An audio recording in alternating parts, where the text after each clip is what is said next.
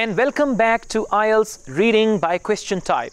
Now in this video I'm going to tell you about IELTS reading by question type and the type of question which we are going to discuss, that is sentence completion. I would appreciate if you watch reading videos second, and first you should watch listening videos. Why? Because in the listening, the types of questions we have there, some of the types are same. So if you watch the listening video first and then you watch the reading video, then you will understand the reading videos better, right? So it's a good idea. If you haven't watched listening videos, you can start with the listening videos, all the question types, and then you can come back here. But if you watch the listening videos, now you can continue with the reading videos. Now the first type of question is sentence completion. They are going to give you a sentence, right? And you've got to complete that sentence finding the information from the passage. We have sentence completion in listening also. There you have to find that very information from the audio. But here you got to find the information from the passage. So now let's see.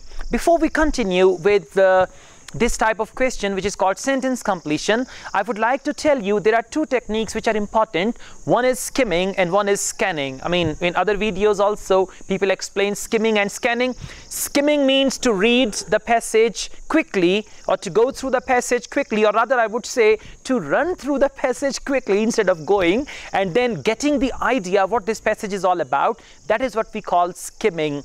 And scanning, which is more important, scanning means to find a specific piece of information or a specific word or a specific number from the passage. When you're scanning, your eyes are going to move very quickly across the passage, across the paragraphs of the passage, and you got to find. Now for example, when you are scanning, let me give you some tips. When you are scanning for a specific word, now for example, there is a passage. In the passage you have to find John Smith, right? There is a statement about John Smith and you have to find about John Smith.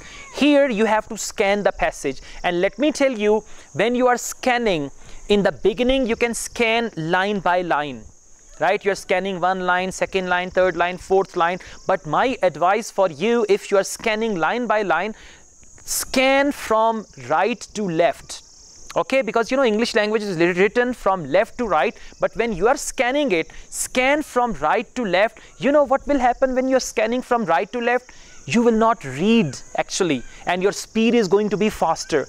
If you scan from left to right, you tend to read the passage, and when you tend to read the passage, your speed is going to be slow. When you are scanning, your purpose is not to read the passage. In scanning, you're not reading, you're only looking for a word. You got to find the word John Smith. So if you scan from right to left, your speed or scanning speed is going to be faster. So initially you can scan sentence by sentence, but I don't recommend you should scan sentence by sentence.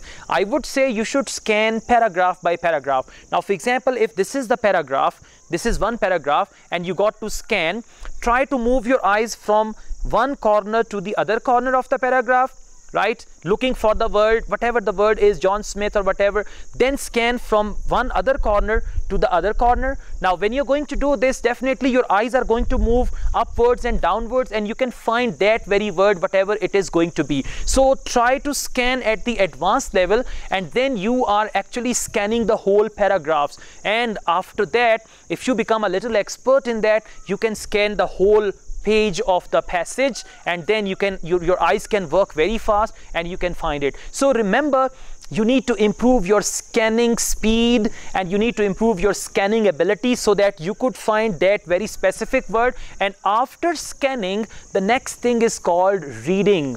Now once you scanned where is John Smith, now you're going to read about John Smith, what is written in the passage about John Smith. You are going to understand that. Then you're going to see what is the question about John Smith, what is the statement about John Smith, what will be the answer to that very question. You can read and you can find the answer, and then you can write it down there, and there you are, and move ahead with the next question.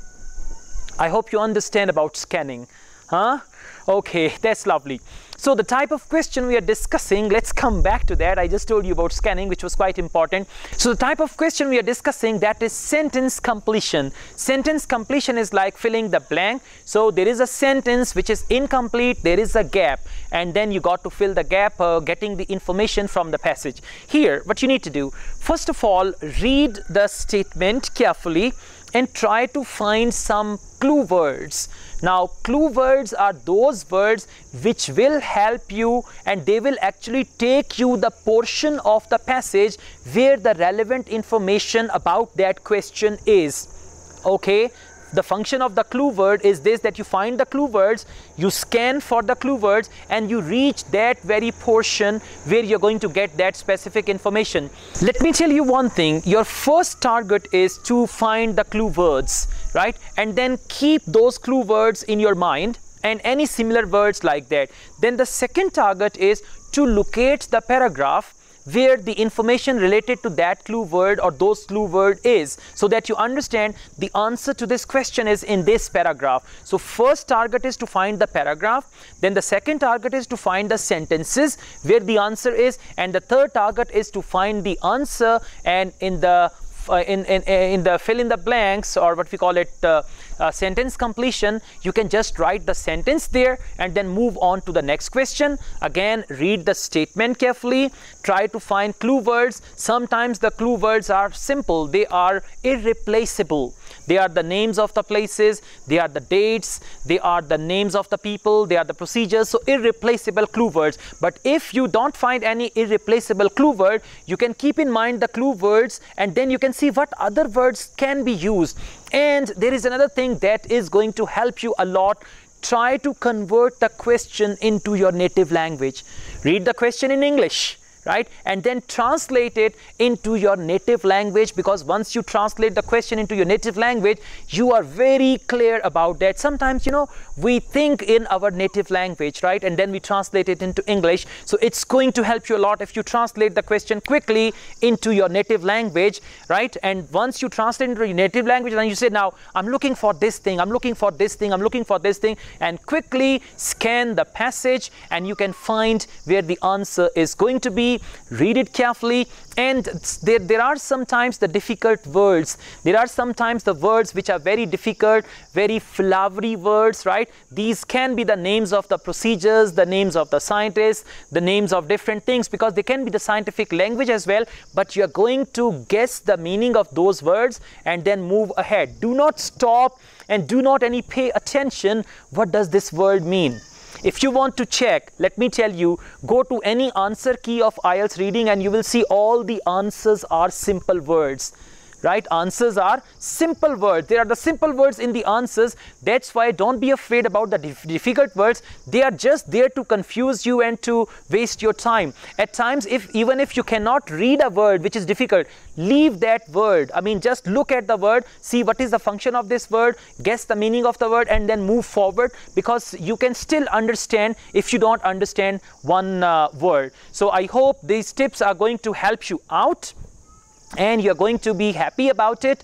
And when you're going to apply these tricks, when you're going to apply these tips, definitely you can get the results as well. And when you get the results, you're going to be happy. If you're going to be happy, please like my video, and you can hit on the like button. And secondly, if you want to learn further about IELTS, you can subscribe this channel, because here I'm going to share a lot of information about IELTS with you, so you can get all my updates.